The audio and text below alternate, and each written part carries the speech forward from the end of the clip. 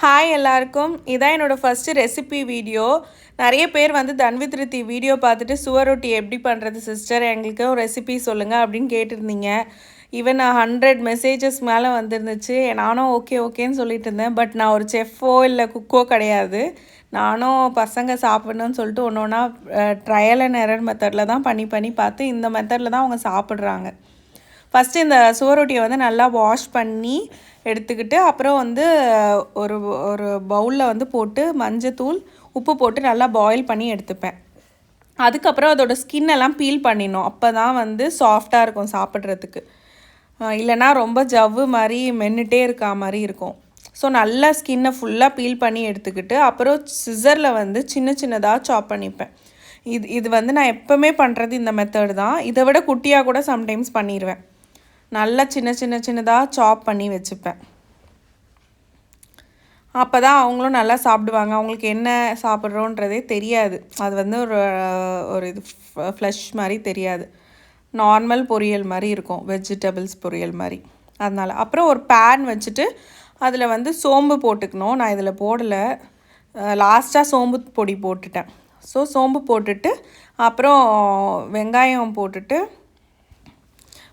போட்டுட்டு நல்லா ஃப்ரை பண்ணிக்கணும். நல்லா வதங்கிடணும், வெங்காயமே தெரியாத மாதிரி நல்லா கோல்டன் ப்ரௌன் கலரில். அப்புறம் இந்த ஜிஞ்சர் கார்லிக் பேஸ்ட் கண்டிப்பாக போடணும். அப்போ தான் அந்த நான்வெஜ் ஸ்மெல் எடுக்கும் அந்த ஜிஞ்சர் கார்லிக் பேஸ்ட் தான். ஸோ அதை நான் நல்லாவே போட்டுப்பேன் எப்போவுமே. அதை போட்டு நல்லா அந்த ஜிஞ்சர் கார்லிக் ஸ்மெல்லும் போயிட்டு அதுக்கப்புறம் உப்பு போட்டுட்டு நல்லா ஃப்ரை பண்ணிடுவேன் ஃபுல்லாகவே.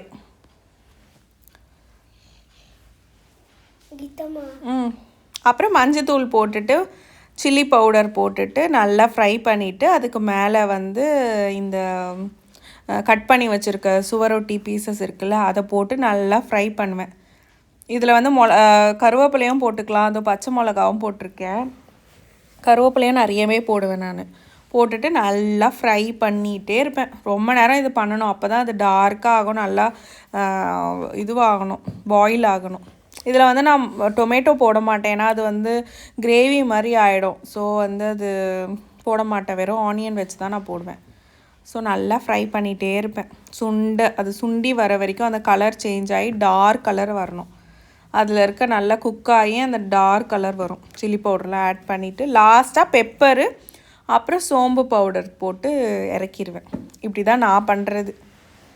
ஓகே தன்வித், ஆமாம், எனக்கு ரொம்ப பிடிக்கும் சோரொட்டி. நான் டபக்குன்னு காலி பண்ணிடுவேன்.